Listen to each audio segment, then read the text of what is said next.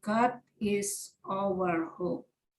Itu tema yang diberikan kepada saya dari bidang ibadah. Ya, sudah nampak ya.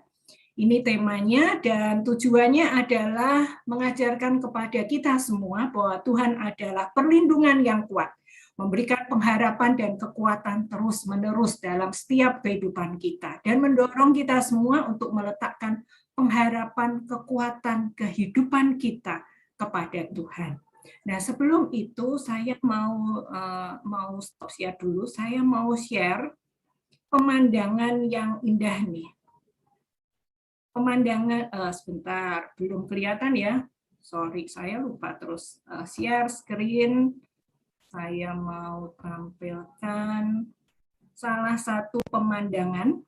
Pemandangan ini diambil oleh Emil di pelataran Magelang dan saya punya berkesempatan mempunyai karunia menikmati. Dan ini yang membuat saya rasanya ya hope itu ya kayak begini nih. Ini suasana di pagi hari. Silakan Bapak Ibu bisa melihatnya.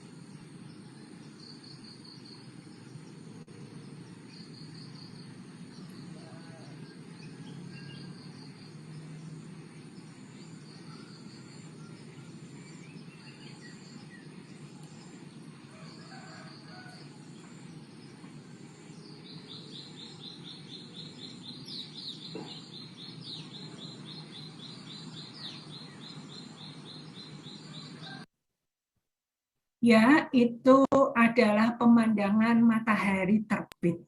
Kira-kira pengharapan juga seperti itu.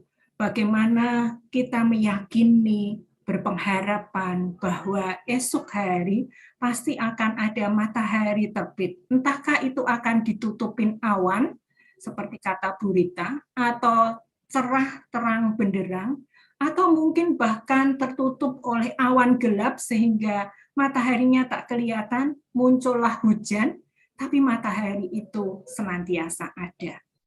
Nah, bacaan kita adalah dari Mazmur 71. Izinkanlah saya membaca dari firman Tuhan ini secara keseluruhan. Mohon Bapak Ibu bisa memperhatikan dan juga mengikutinya sehingga kita mempunyai gambaran, kita sama-sama bertanya kepada Tuhan, mana ya kata kalimat yang terkoneksi dengan saya di pagi hari ini. Doa minta pertolongan di masa tua. Padamu ya Tuhan, aku berlindung. Janganlah sekali-kali aku mendapat malu. Lepaskanlah aku dan luputkanlah aku oleh karena keadilan-Mu. Sendengkanlah telingamu kepadaku dan selamatkanlah aku. Jadilah bagiku gunung batu tempat berteduh, kubu pertahanan untuk menyelamatkan aku, sebab Engkaulah bukit batuku dan pertahananku. Ya Allahku, luputkanlah aku dari tangan orang fasik, dari cengkeraman orang-orang lalim dan kejam, sebab Engkaulah harapanku ya Tuhan, kepercayaanku sejak masa muda ya Allah. Kepadamulah aku bertopang mulai dari kandungan. Engkau telah mengeluarkan aku dari perut ibuku. Engkau yang selalu kupuji-puji. Bagi banyak orang, aku seperti tanda ajaib, karena Engkaulah tempat perlindunganku yang kuat. Mulutku penuh dengan puji-pujian kepadamu, dengan penghormatan kepadamu sepanjang hari. Janganlah membuang aku pada masa tuaku. Janganlah meninggalkan aku apabila kekuatanku habis. Sebab musuh-musuhku berkata-kata tentang aku. Orang-orang mengincar nyawaku berunding bersama-sama dan berkata, Allah telah meninggalkan dia, kejar dan tangkaplah dia, sebab tidak ada yang akan melepaskan dia. Ya Allah, janganlah jauh daripadaku. Allahku, segeralah menolong aku. Biarlah mendapat malu dan menjadi habis orang-orang yang memusuhi jiwaku. Biarlah berselubungkan celah dan noda orang-orang yang mengikhtiarkan celakaku. Tetapi aku senantiasa mau berharap dan menambah puji-pujian kepadamu. Mulutku akan menceritakan keadilanmu dan keselamatan yang daripadamu sepanjang hari, sebab aku tidak dapat menghitungnya. Aku datang dengan keperkasaan-keperkasaan Tuhan Allah, hendak memasyurkan hanya keadilan-Mu saja. Ya Allah, Engkau telah mengajar aku sejak kecilku, dan sampai sekarang aku memberitakan perbuatan-Mu yang ajaib, juga sampai masa tuaku dan putih rambutku. Ya Allah, janganlah meninggalkan aku, supaya aku memberitakan kuasa-Mu kepada angkatan ini, keperkasaan-Mu kepada semua orang yang akan datang, keadilan-Mu ya Allah sampai ke langit. Engkau yang telah melakukan hal-hal yang besar. Ya Allah, siapakah seperti Engkau? Engkau yang telah membuat aku mengalami banyak kesusahan dan malapetaka. Engkau akan menghidupkan aku kembali. Dan dari samudera raya bumi, Engkau akan menaikkan aku kembali. Engkau akan menambah kebesaranku dan akan berpaling menghibur aku. Aku mau menyanyikan syukur bagimu dengan gambus atas kesetiaan-Mu ya Allahku. Menyanyikan mazmur bagimu dengan kecapi, ya yang kudus Israel. Bibirku bersorak-sorai sementara menyanyikan mazmur bagiku, juga jiwaku yang telah Kau bebaskan.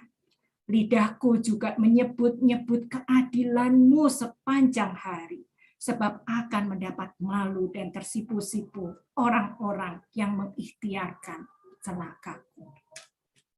Demikian jauh pemberitaan firman Tuhan. Saya berharap Bapak Ibu bisa membacanya kembali, merenungkannya, merefleksikannya, karena Mazmur 71 sangatlah indah.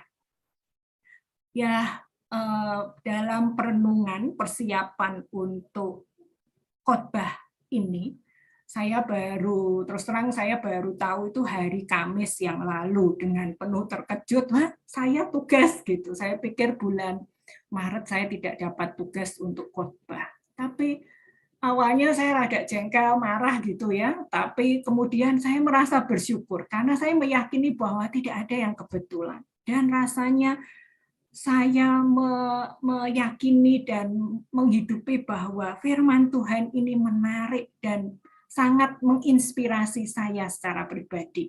Dan dalam perjalanan biasa kami berdua itu kalau dalam perjalanan OTW baik itu dari Jakarta ke Semarang, nah yang kemarin dari Kamis itu dari Semarang ke Jakarta.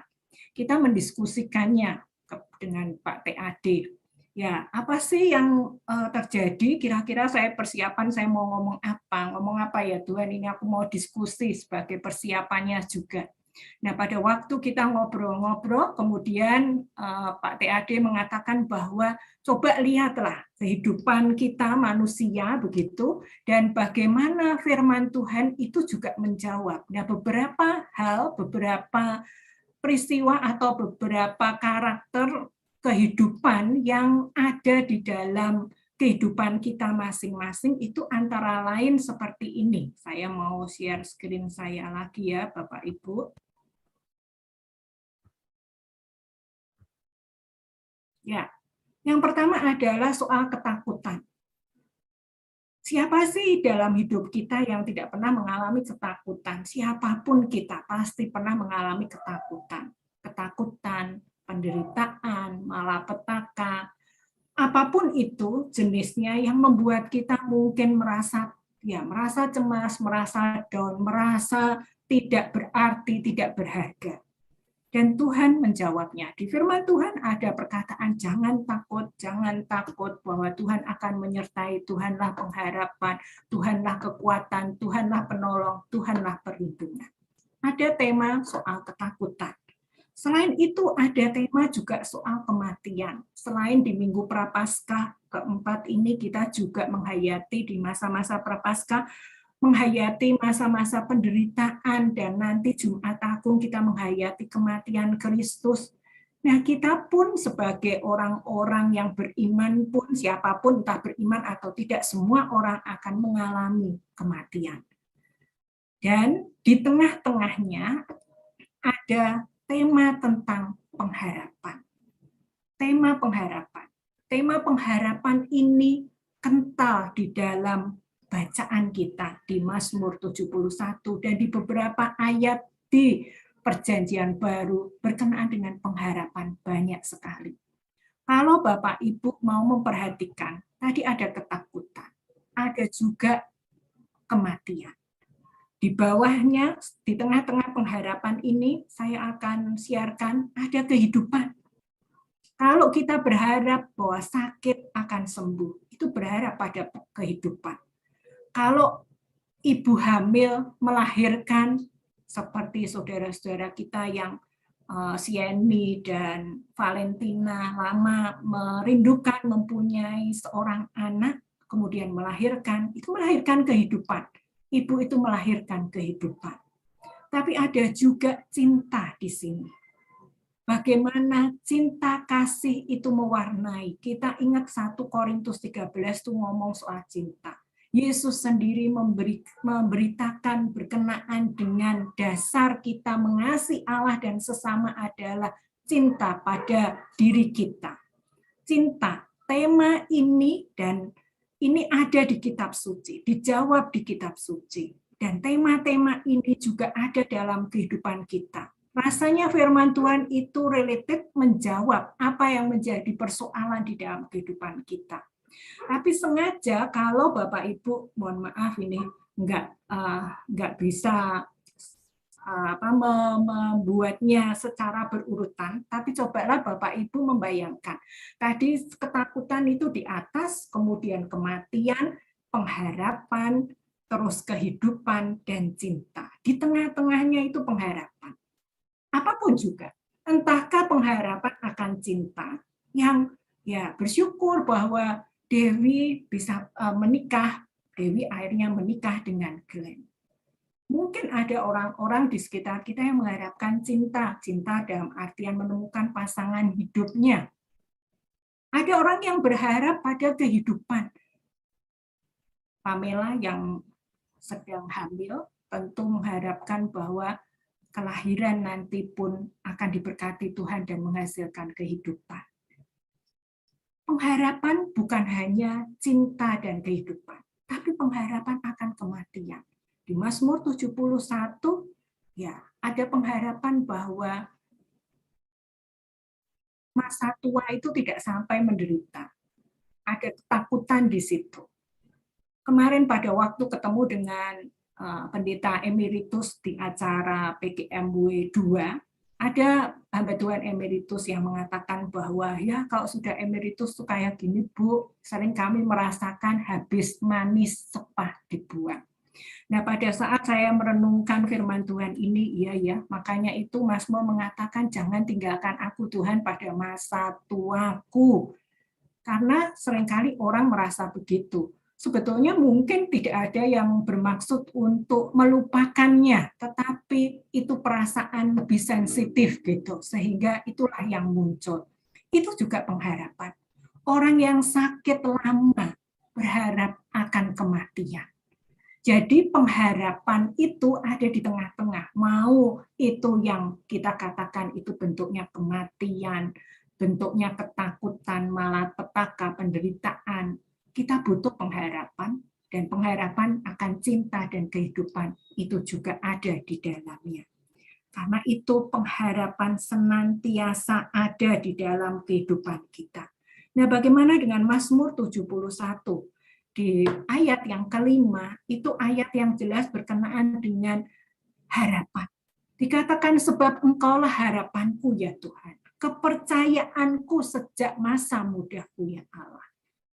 Pemazmur hanya mengharap kepada Tuhan dan itu sudah dilakukannya. Dalam Mazmur 71 ayat 12 dikatakan, ya Allah janganlah jauh daripadaku. Allahku segeralah menolong aku. Segeralah tolong aku dan dekatlah dengan aku Tuhan, supaya aku merasakan pengharapan itu makin jelas karena Engkau dekat dan terasakan dalam kehidupanku. Di Mazmur 71 ayat 14, tetapi aku senantiasa mau berharap dan menambah puji-pujian kepadamu. Sekali lagi kata berharap. Ada pengharapan bahwa pemazmur mau berharap dan memuji-muji kepada Tuhan. Bapak Ibu, di sini kita bisa melihat bahwa Tuhan adalah sumber pengharapan dari pemazmur. Dan bukan hanya menjadi sumber pengharapan dari pemazmur, yang menarik di kitab ini, di Mazmur 71, Tuhan juga hadir di setiap cycle kehidupan dari kita semua. Saya menemukan bahwa Tuhan itu sudah hadir pada waktu kita ada dalam kandungan. Dalam Mazmur 71 ayat 6, pemazmur mengatakan dia mensyukuri, kepadamulah aku bertopang. Tuhan menjadi penopang mulai dari kandungan. Engkau telah mengeluarkan aku dari perut ibuku. Engkau yang selalu kupuji-puji.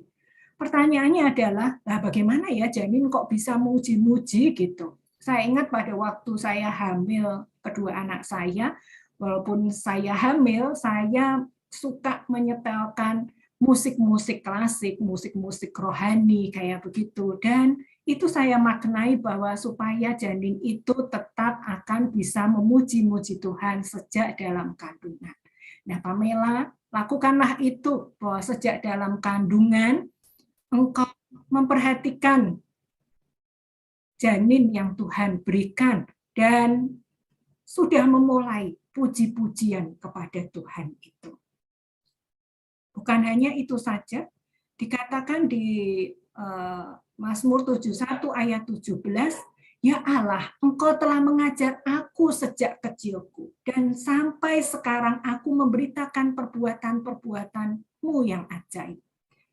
Menarik bahwa sejak kecil Tuhan itu sudah mengajar.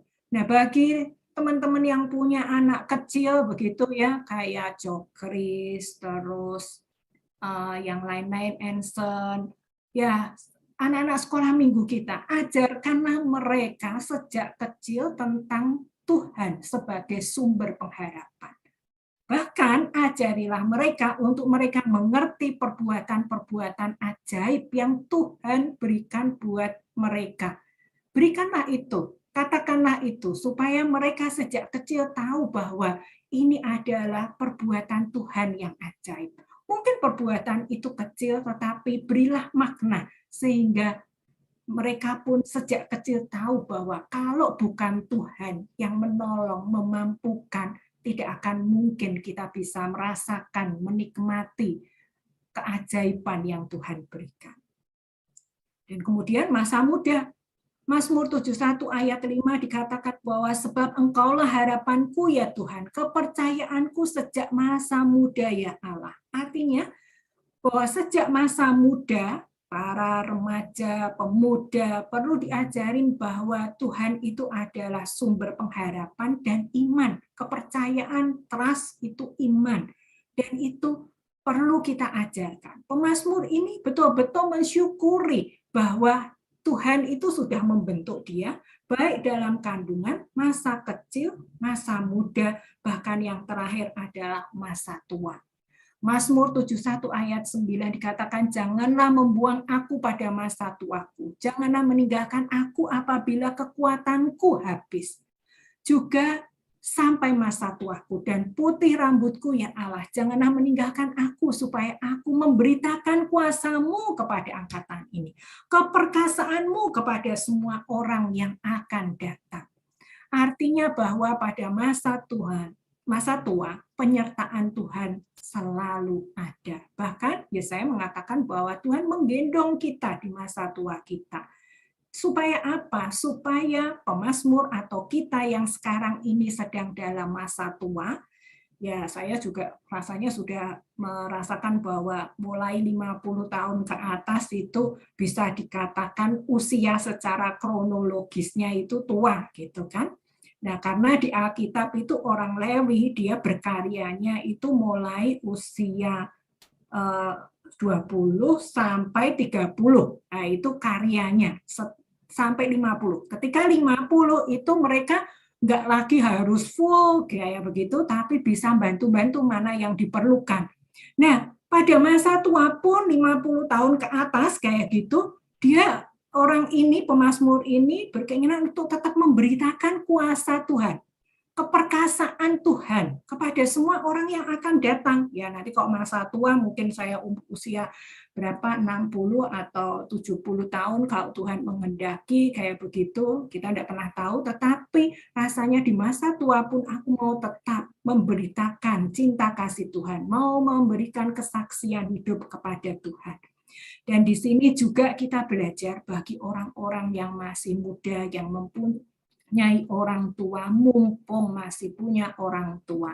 Orang tua itu sukanya apa toh kalau kalian dekat, kalau kalian itu ya ngobrol-ngobrol dan dipancing, ditanya-tanyai bagaimana penyertaan Tuhan, bagaimana pertolongan Tuhan, bagaimana keperkasaan Tuhan dalam kehidupannya. Sehingga kita menjadi tahu, itu pun menjadi kayak semacam sumber pengharapan kita bahwa Tuhan yang sama itu juga akan membimbing, memimpin kita sampai masa tua kita.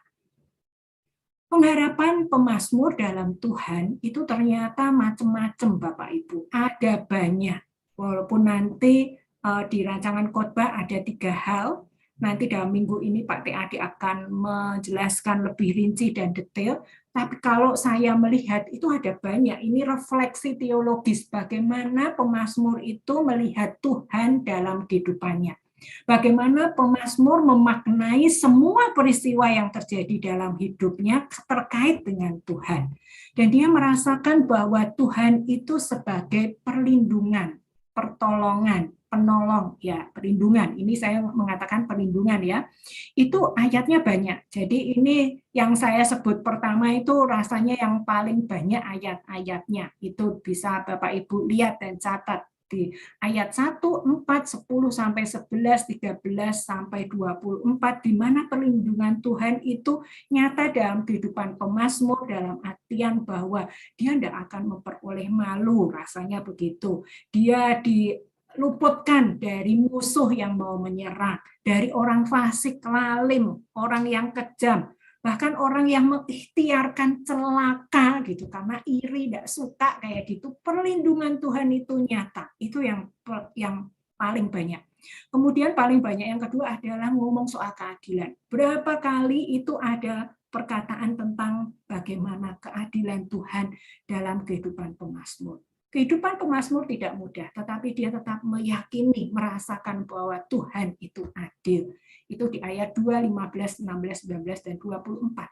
Bahkan dia mengatakan bahwa Tuhan itu perkasa. Maksudnya perkasa itu luar biasa. Rasanya bisa melakukan hal-hal yang tidak terpikirkan oleh kita. Itu di ayat 16, 17, dan 18. Bapak Ibu bisa baca sendiri. Kemudian soal keselamatan.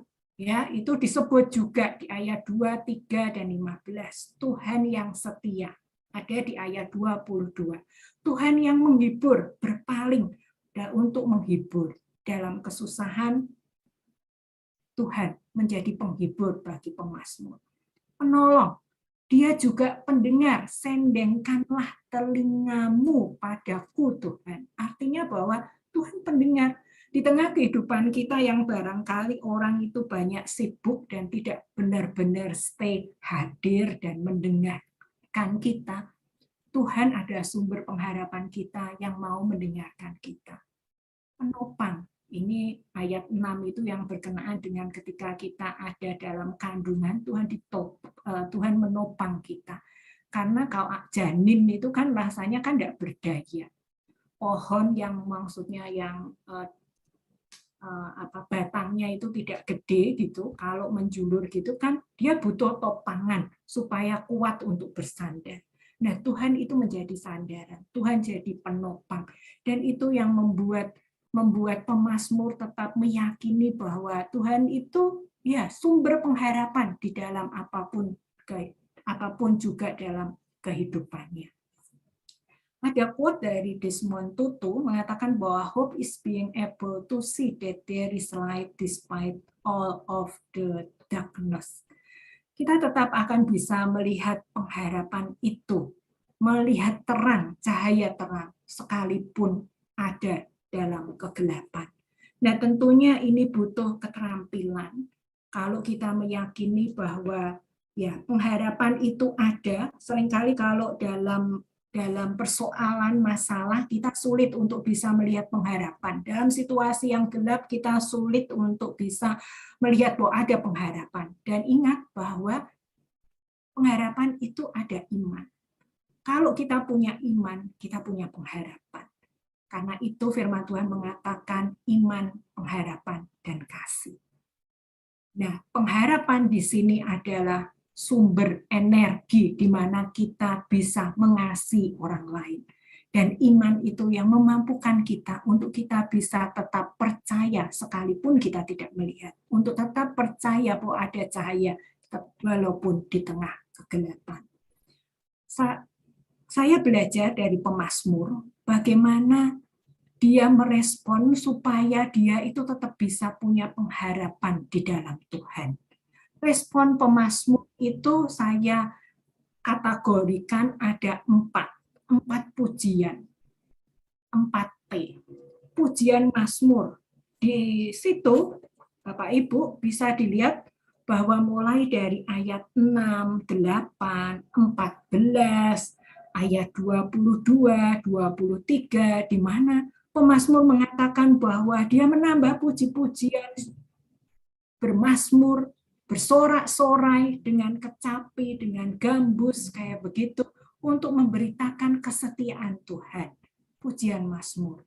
Kita bisa melakukan ini kalau dibilang pujian mazmur, ya nyanyilah gitu ya. Menyanyikan lagu-lagu pujian, itu bisa kita lakukan sesehari dalam kehidupan kita. Dengan kita memuji Tuhan, kita akan mendapatkan sumber kekuatan pengharapan di dalam Tuhan. Ketika kemarin mempersiapkan, saya rada jengkel karena, waduh kok setiap kali saya ngomong batuk gitu ya. Tapi kemudian saya mau mencoba, Tuhan, kata firman Tuhan, saya berpengharapan bahwa pasti sembuh, saya bisa menyampaikan firman Tuhan yang terbaik, karena ini adalah persembahan hidup saya kepada Tuhan sebagai rasa syukur bahwa Tuhan sudah menyertai, menolong saya, mengampuni banyak dosa saya, maka saya mau memberikan yang terbaik. Kemudian saya mulai baca Mazmur 71 itu dengan bersuara. Wah, apapun, pokoknya aku mau baca bersuara. Dan benar Bapak Ibu, itu ada kekuatan yang saya yakini bahwa itu dari Tuhan. Jadi pujian, entahkah pujian lewat nyanyian atau kata-kata, perkataan, itu oke, it's okay. Yang penting ada bahwa saya ingin merasakan ya Tuhan, pengharapan di dalam Tuhan. Kemudian pujian syukur, itu ada ayat 22. Di ayat 22 dikatakan bahwa pemazmur itu menyanyi dengan gambus, menyanyikan syukur dengan gambus, menyanyikan syukur atas kesetiaan Tuhan. Sekali lagi, saya sangat terberkati dengan jurnal bersyukur, dan saya mengupayakan untuk setia menuliskan syukur saya dalam hal-hal detail dalam kehidupan saya. Karena bukan hanya saya merasakan tuh bisa hilang. Tapi kalau saya menuliskan, itu artinya saya dengan penuh intensi, dengan penuh maksudnya sengaja saya melakukannya itu, maka benar-benar rasa syukur itu bisa terasakan. Pada saat kita menuliskan jurnal syukur kita ala kadarnya, mungkin copy paste kayak begitu, kita tidak akan merasakan apa-apa. Nah, itu tidak berguna gitu. Tapi begitu kita menuliskannya sambil merasakan kedalaman rasa syukur akan keperkasaan Tuhan, atas pertolongan Tuhan dalam kehidupan kita, maka itu rasanya akan menjadi tanda ajaib. Tanda ajaib yang kita rasakan sendiri, tanda ajaib yang orang lain juga bisa rasakan. Pujian syukur, pujian penghormatan, ini yang jarang kita lakukan. Kita mengagungkan Tuhan. Ketika kita berdoa bukan hanya sekedar mengatakan bahwa Tuhan aku butuh ini, butuh itu, aku mau ini, tolong Tuhan sembuhkan ini, itu, enggak. Tapi pujian penghormatan.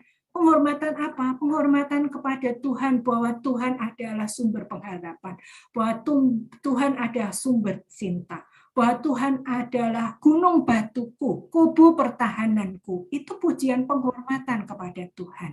Lakukanlah itu lewat doa-doamu dan pujian kesaksian. Berapa banyak di antara kita yang rasanya memang kesaksian itu menjadi sesuatu yang penting. Kadangkala kita melewatkan momen-momen. Ketika ada momen untuk kita tuh sebetulnya bisa punya waktu untuk kesaksian, kita melewatkannya. Jangan biarkan momentum itu berlalu, Bapak Ibu. Karena itu sebagai orang yang berhutang, saya memaknainya saya tuh orang yang berhutang. Saya mau melakukan itu, pujian kesaksian itu di nanti tanggal 31 Maret sebagai rasa syukur saya dan itu sebagai kesaksian hidup saya sebagai orang yang berhutang. Saya mau menaikkan pujian kesaksian. Mungkin Bapak Ibu ngomong, ya itu kan Bu Ani punya tempat, punya wadahnya. Ya, kalau Bapak Ibu merasa bahwa tidak bisa men-sharingkannya, tidak ada Zoom online atau komunitas, Bapak Ibu bisa lakukan itu di tempat pekerjaan Bapak Ibu. Bapak Ibu bisa menceritakan kepada teman dekat Bapak Ibu apa yang Tuhan sudah lakukan di dalam kehidupan kita, sehingga kita bisa memberikan kesaksian hidup bahwa Tuhan itu ada sumber pengharapan kita. Atau aku nggak punya teman dekat, rasanya tidak enak ngomong sama orang lain, lakukanlah itu kepada keluargamu, ceritakanlah itu kepada anak-anakmu, bagaimana karya Tuhan dalam kehidupanmu, sehingga terasakan bahwa Tuhan ada sumber pengharapan dan sumber kekuatan di dalam kehidupan kita. Dan terakhir saya mau berikan ini ya, maksudnya dari Ibrani 6 ayat 19, itu tentang pengharapan itu seperti sauh yang kuat dan aman bagi jiwa kita yang telah dilabuhkan sampai ke belakang tabir. Kalau dalam bahasa Indonesia masa kini disebutkan bahwa harapan itu seperti jangkar kan, sauh itu jangkar yang tertanam sangat dalam dan merupakan sangat dalam dan kuat dan merupakan pegangan yang kuat dan aman bagi hidup kita. Bahkan itu bisa menembus korden ruang maha suci di rumah Tuhan di surga. Wow, kekuatannya luar biasa. Kekuatan pengharapan itu luar biasa.